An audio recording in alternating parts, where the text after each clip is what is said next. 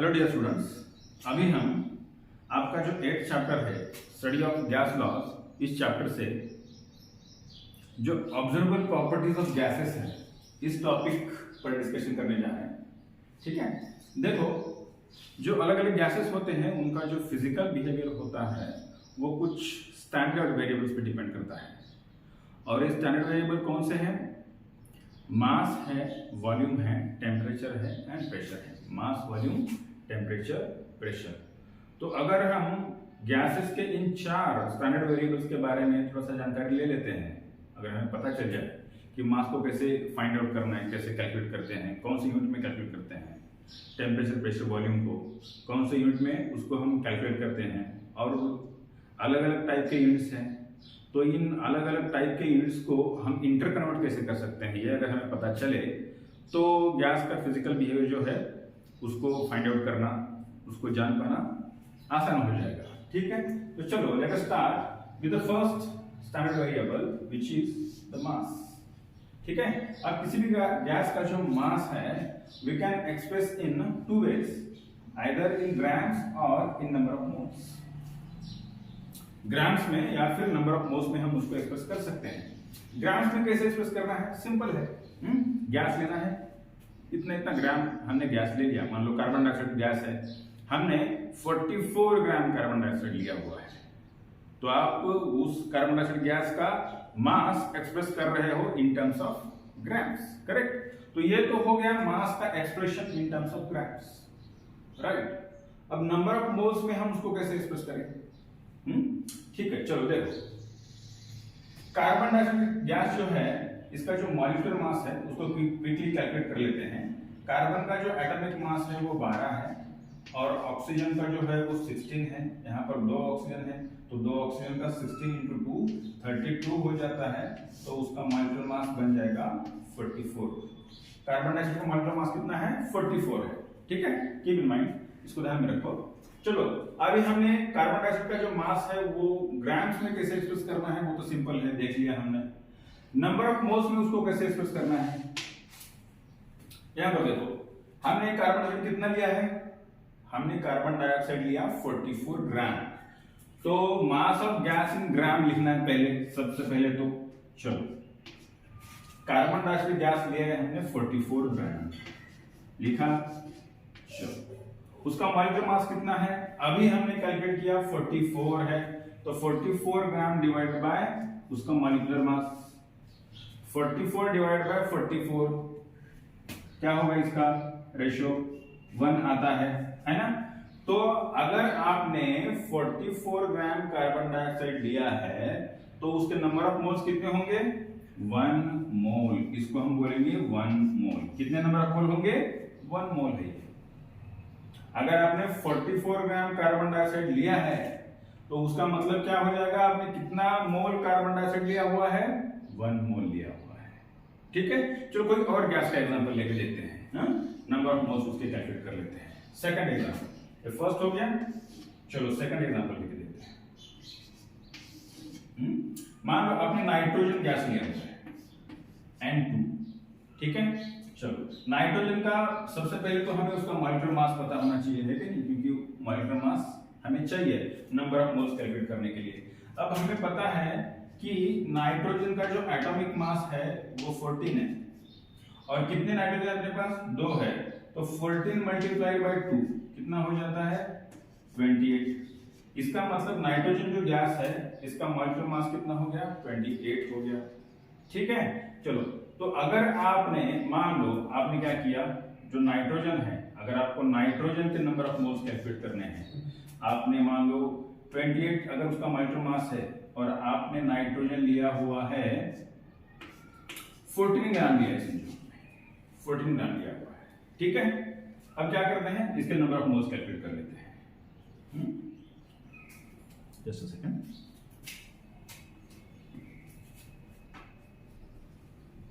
यहां पर 14 ग्राम लिया, तो नंबर ऑफ मोल्स कैलकुलेट करने के लिए given mass of the gas in terms of grams divide by it's molecular mass. Molecular mass कितना है? 28 है। ठीक है, तो डिवीजन कितना आएगा? 0.5 आता है, 0.5 मोल्स हो जाएगा, बराबर है ना, है कि नहीं? 14 divide by 28 half which is 0.5 moles, ठीक है। तो अगर आपने नाइट्रोजन 14 ग्राम लिया हुआ है, इसी का मतलब आपने नाइट्रोजन कितना लिया है, 0.5 मोल्स लिया हुआ है। कितना लिया है? 0.5 मोल्स लिया हुआ है। अगर आपने 28 ग्राम नाइट्रोजन लिया तो वो हो जाएगा 28 divide by it's molecular mass 28, 1 हो जाएगा, तो वो हो जाएगा 1 मोल। अगर आपने 56 ग्राम लिया तो 56 डिवाइड बाय 28, 2 मोल्स हो जाएगा। इसका मतलब आपने 2 मोल ऑफ नाइट्रोजन गैस लिया हुआ है। तो इस तरीके से किसी भी गैस का जो मास है, either in terms of grams और in terms of number of moles, आप कैलकुलेट कर सकते हो, ठीक है, ओके। अगर इसमें कोई प्रॉब्लम होता है अंडरस्टैंडिंग में तो कमेंट में बता देना, so we can explain that in detail.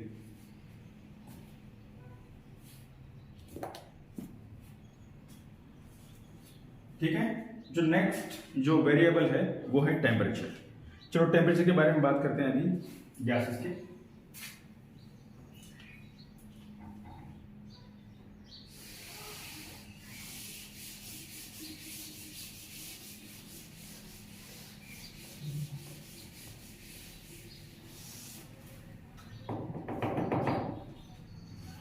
देखो सेकंड जो वेरिएबल है, स्टैंडर्ड वेरिएबल टेम्परेचर है। गैस के टेम्परेचर को एक्सप्रेस करने के दो तरीके हैं, या तो डिग्री सेल्सियस में उसको बताना है या फिर केल्विन स्केल पे बोलना है, ठीक है। अब डिग्री सेल्सियस तो हमें पता है कि हम जो टेम्परेचर अभी बोलते हैं रूम टेम्परेचर 40, 42, व्हाटएवर 30, 35 जो भी होता है वो हम डिग्री में बोलते हैं, राइट। मान लो कोई गैस ले लिया हमने और उसका टेम्परेचर है 0 डिग्री, 0 डिग्री, उस गैस का टेम्परेचर कितना है, 0 डिग्री, कितना टेम्परेचर है उसका, राइट। और अब ये 0 डिग्री सेल्सियस जो होगा इसको हमें क्या करना है, इसको हमें कन्वर्ट करना है केल्विन स्केल में। ये तो डिग्री सेल्सियस हो गया। जब भी हम डिग्री सेल्सियस को केल्विन स्केल में कन्वर्ट करते हैं तो जितने भी डिग्रीज में टेम्परेचर होगा उसमें हमें 273 या नंबर ऐड करना पड़ता है, ठीक है। तो 0 डिग्री है तो 0 प्लस 273 अगर हम इसमें ऐड कर दें we will get 273। अब ये जो 273 हमें मिला है this is the kelvin temperature. तो जो डिग्री में 0 डिग्री है वो केल्विन स्केल पे कितना आता है, 273 केल्विन आता है। हाँ, मान लो आपने कोई और दूसरा गैस ले लिया जिसका टेम्परेचर है 10 डिग्री सेल्सियस, कितना है, 10 डिग्री सेल्सियस है, राइट। तो और हमें इसको केल्विन स्केल में कन्वर्ट करना है, तो 10 डिग्री प्लस 273 अगर कर दें सो विल गेट 283 केल्विन मिल जाएगा हमें, 283 केल्विन मिल जाएगा, ठीक है। तो 10 डिग्री का केल्विन में कितना होता है, 283 केल्विन होता है। थर्ड एग्जांपल लेके देखते हैं। अगर आपने कोई गैस लिया है और उसका जो टेम्परेचर है वो 100 डिग्री सेल्सियस है और आप उसको केल्विन में कन्वर्ट करना चाहते हो तो 100 प्लस 273 करना है, हमें मिलेगा 373 केल्विन, है ना। तो हम देखो क्या कर रहे हैं, जो भी हमें डिग्री में टेम्परेचर मिला है उसमें हम 273 ऐड कर रहे हैं। 273 ऐड करने के बाद जो भी हमें नंबर मिलेगा that is the temperature of that particular gas in kelvins, ठीक है। इस तरीके से डिग्री का कन्वर्जन हम केल्विन स्केल में कर सकते हैं, ठीक है। This is the second variable temperature.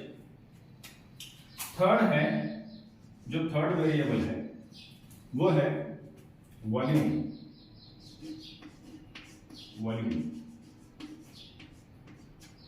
अब जो गैस होता है उसका कोई पर्टिकुलर वॉल्यूम नहीं होता, क्यों? क्योंकि हमें पता है जो गैस मॉलिक्यूल्स होते हैं उनके बीच में जो अट्रैक्टिव फोर्सेस होते हैं वो नेग्लिजिबल होते हैं, they can go away from each other very easily, है ना।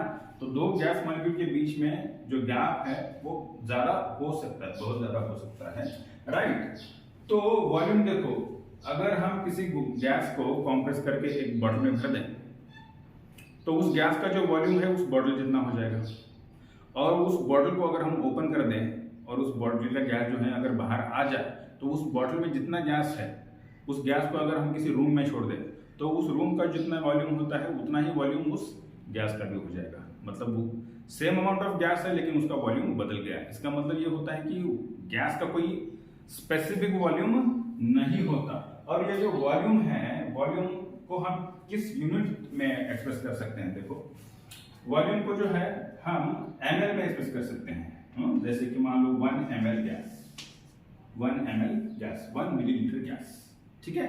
1 मिलीलीटर को ही हम ऐसे लिख सकते हैं, 1 ml को ही हम लिख सकते हैं 1 क्यूबिक सेंटीमीटर। 1 ml का ही, 1 मिलीलीटर का ही मतलब होता है 1 क्यूबिक सेंटीमीटर। या फिर आप इसी को 1 cc लिख सकते हो। cc मतलब क्यूबिक सेंटीमीटर, ये क्यूबिक सेंटीमीटर, ठीक है। क्यूबिक सेंटीमीटर का मतलब क्या होता है? देखो, मान लो ये जो है ना, ये क्यूब है, राइट? आपने ज्योमेट्री में पढ़ा होगा, क्यूब का जो वॉल्यूम होता है कितना होता है? क्यूब ऑफ द साइड होता है ना, इसका वॉल्यूम कितना है? Volume is equal to side का क्यूब होता है, ठीक है। अब ये जो क्यूब है इसकी जो साइड है वो 1 सेंटीमीटर, उसकी जो लेंथ है 1 सेंटीमीटर है, ब्रेड्थ है वो भी 1 सेंटीमीटर है, और हाइट है वो भी 1 सेंटीमीटर है। तो इसका वॉल्यूम कितना हो जाएगा? 1 क्यूबिक सेंटीमीटर हो जाएगा। कितना हो जाएगा? 1 क्यूबिक सेंटीमीटर। ये इस क्यूब का वॉल्यूम है, और ये इतना जो वॉल्यूम है 1 क्यूबिक सेंटीमीटर, हम उसी को बोलते हैं 1 ml। ये इतना जो वॉल्यूम है ना, उसी को हम 1 मिलीलीटर बोलते हैं, ठीक है। चलो ओके, तो मिलीलीटर में एक्सप्रेस कर सकते हैं गैस का वॉल्यूम, हम क्यूबिक सेंटीमीटर में कर सकते हैं, या फिर लीटर्स में भी कर सकते हैं। लीटर क्या होता है? 1 litre. 1 litre is equal to, देखो 1 लीटर में कितने ml होते हैं? 1 लीटर में होते हैं 1000 ml। 1000 ml 1 लीटर में कितने ml होते हैं? 1000 ml। और ml को ही हम क्यूबिक सेंटीमीटर के फॉर्म में लिख सकते हैं, है ना। तो इसी को हम 1000 cc लिख सकते हैं, या फिर ऐसे इस तरीके से क्यूबिक सेंटीमीटर इस तरीके से भी लिख सकते हैं, बराबर है। तो 1 लीटर हो गया 1000 ml, या फिर 1000 cc हो जाएगा, राइट। और एक तरीका है, इसको हम 1 लीटर को ही 1 क्यूबिक डेसीमीटर इस तरीके से भी लिख सकते हैं। 1000 ml को, या फिर 1000 क्यूबिक सेंटीमीटर को, या फिर 1 लीटर को हम डेसीमीटर के फॉर्म में भी लिख सकते हैं, 1 क्यूबिक डेसीमीटर। अब ये डेसीमीटर क्या होता है? ये कैसे आ गया? चलो इसको समझने की कोशिश करते हैं, ये क्या होता है। मान लो अपने पास इधर ये जो है, अब ये जो लेंथ है मान लो ये 1 मीटर है। कितनी है? 1 मीटर, ठीक है। अब 1 मीटर इज इक्वल टू कितना सेंटीमीटर होता है? 100 सेंटीमीटर होता है, राइट। तो हमने डेसीमीटर लिया हुआ है। डेसीमीटर मतलब मीटर का 10th पार्ट, डेसी का मतलब होता है 10, राइट। तो डेसीमीटर का मतलब होगा मीटर का 10th पार्ट। तो 1 मीटर में 100 सेंटीमीटर है, 100 सेंटीमीटर का 10th पार्ट कितना होगा? 10 सेंटीमीटर हो जाएगा, है ना। कितना होगा? 10 सेंटीमीटर हो जाएगा, करेक्ट। तो अगर हम ऐसा एक क्यूब ले लें, कौन सा क्यूब लेना है? देखो ये वाला क्यूब लेना है।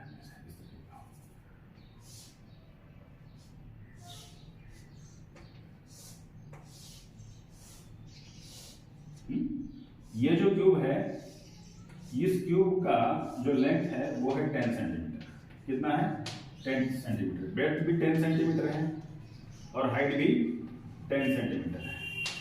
तो 10 सेंटीमीटर, इसका वॉल्यूम कितना हो जाएगा? 10 into 10 into 10 is equal to कितना होता है? 1000, और है ना 10 सेंटीमीटर सेंटीमीटर सेंटीमीटर, 3 सेंटीमीटर अगर हम मल्टीप्लाई कर दें तो क्यूबिक सेंटीमीटर हो जाता है। तो इसका वॉल्यूम कितना हो गया? 1000 क्यूबिक सेंटीमीटर होता है, और 1000 क्यूबिक सेंटीमीटर को ही हम क्या बोलते हैं? 1 लीटर बोलते हैं। तो इसका वॉल्यूम कितना हो गया? 1 लीटर हो गया, है ना। वो 10 सेंटीमीटर क्या है? It is actually 1 decimetre. 10 centimetre क्या है 1 डेसीमीटर है ना, तो इसलिए हम 1 लीटर को 1 क्यूबिक डेसीमीटर भी लिख सकते हैं, बराबर है, ठीक है। या फिर अगर मैं सेंटीमीटर की जगह पर डेसीमीटर लिख दूं तब भी चलेगा। सेंटीमीटर का मतलब क्या होता है, 10 सेंटीमीटर का मतलब डेसीमीटर होता है।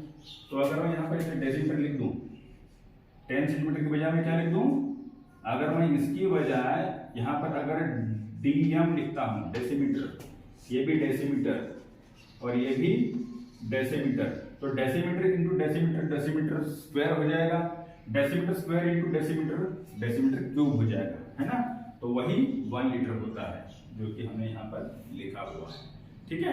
तो वॉल्यूम को हम 1 लीटर में भी मेजर कर सकते हैं, लीटर, ml, क्यूबिक सेंटीमीटर या फिर डेसीमीटर, क्यूबिक डेसीमीटर, इन चारों यूनिट्स में हम उसको एक्सप्रेस कर सकते हैं वॉल्यूम को, ठीक है।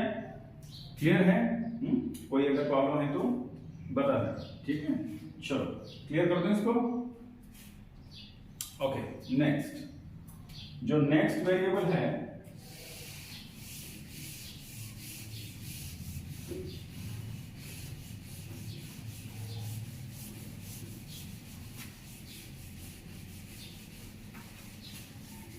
next variable is the pressure, important variable है number 4, pressure। गैस का प्रेशर क्या होता है, it is the force applied by the gas on the boundaries of the container per unit volume. जो कंटेनर है, अब एक रूम है, रूम में गैस है, अब रूम की जो वॉल्स है, वॉल्स के पर यूनिट एरिया पे, है ना, मान लो 1 स्क्वायर सेंटीमीटर एरिया है, उस पर्टिकुलर एरिया में गैस कितना फोर्स अप्लाई कर रहा है, उस फोर्स को हम बोलेंगे उस गैस का प्रेशर, ठीक है कि नहीं। So the force applied by the gas on units area of the wall of the container, उसको हम उसका प्रेशर बोल सकते हैं। अब ये जो प्रेशर है कौन से यूनिट्स में मेजर करते हैं हम, देखो पहली बात, प्रेशर को एटमॉस्फेयर में मेजर किया जाता है, 1 एटमॉस्फेयर। 1 एटमॉस्फेयर का मतलब क्या होता है, अभी हम जिस प्रेशर में हैं, अभी हम ऑलरेडी एग्जिस्ट करते हैं, एटमॉस्फेयर का प्रेशर कितना है, एटमॉस्फेयर का जो भी प्रेशर है उसको हम 1 एटमॉस्फेरिक प्रेशर बोलते हैं, ठीक है। तो गैस के प्रेशर को हम 1 एटमॉस्फेरिक प्रेशर बोलेंगे। अभी आप जिस रूम में बैठे हो वहां पर उस रूम में जो भी गैस है, हाँ, मिक्सचर ऑफ गैसेस, उसका प्रेशर कितना है, 1 एटमॉस्फेयर है, ठीक है। चलो, तो एटमॉस्फेयर को, तो प्रेशर को एक्सप्रेस करने का एक और दूसरा तरीका है, वो है मिलीमीटर मर्क्यूरी, वो है मिलीमीटर मर्क्यूरी। कोई एक इंस्ट्रूमेंट है उसमें मर्क्यूरी होगा, है ना, वो मर्क्यूरी जितना राइज करेगा, जितने मिलीमीटर राइज करेगा उतना उसका उस गैस का प्रेशर होगा, है ना। फॉर एग्जांपल अभी 1 एटमॉस्फेरिक जो प्रेशर है गैस का, उसको हम मिलीमीटर मर्क्यूरी में कैसे एक्सप्रेस कर सकते हैं, 1 atmospheric pressure is equal to 760 millimetre mercury होता है। 1 एटमॉस्फेरिक जो प्रेशर है मिलीमीटर में कितना होता है, 760 मिलीमीटर मर्क्यूरी होता है। अब मिलीमीटर जो है, 1 सेंटीमीटर में 10 मिलीमीटर होते हैं, तो आप इसको मिलीमीटर मर्क्यूरी को इस तरीके से भी एक्सप्रेस कर सकते हो। 76 मिलीमीटर लिखने के बजाय आप यहाँ पर अगर सेंटीमीटर लिखोगे तो 760 का 76 सेंटीमीटर मर्क्यूरी हो जाएगा, ठीक है, ओके। ये दूसरा तरीका है, मिलीमीटर मर्क्यूरी, उसी का कन्वर्जन आपने सेंटीमीटर में कर दिया, बराबर है। देन टॉर है, इसी को आप 760 टॉर भी बोल सकते हो, टॉर। ये एक तरीका है प्रेशर को एक्सप्रेस करने का, टॉर। जितना मिलीमीटर मर्क्यूरी होता है टॉर में भी उतना ही क्वांटिटी आता है, ठीक है। So 760 millimetre mercury is equal to 760 torr, ठीक है। मिलीमीटर मर्क्यूरी हो गया, सेंटीमीटर मर्क्यूरी है, 760 टॉर हो गया। एक और है किलो पास्कल, जो 1 एटमॉस्फेरिक प्रेशर होता है, इसी को आप किलो पास्कल इस तरीके से भी आप उसको एक्सप्रेस कर सकते हो। कैसे, 1 एटमॉस्फेरिक प्रेशर होता है 101.325 किलो पास्कल होता है, किलो पास्कल। ठीक है, ये एक तरीका है प्रेशर को एक्सप्रेस करने का। ठीक है, तो टोटली आप गैस के प्रेशर को एटमॉस्फेयर में, मिलीमीटर मर्क्यूरी में, मिलीमीटर मर्क्यूरी का ही सेंटीमीटर में कन्वर्जन कर सकते हो, ये इजी है। टार है और किलो पास्कल है, ये तरीके हैं गैस के प्रेशर को एक्सप्रेस करने के लिए। So these are the 4 standard variables which we need to know how to express them in the proper units and how to interconvert these units. That is important to know to solve the numericals based on this concept actually. ठीक है, okay, ये अगर आपको समझ में आता है अच्छे से ये वाला बेसिक्स, तो आगे के जो उसके न्यूमेरिकल्स हैं आप इजीली सॉल्व कर सकते हो। अगर कोई भी प्रॉब्लम है अंडरस्टैंडिंग में तो बताना है कमेंट करके। ठीक है, ओके देन, थैंक यू।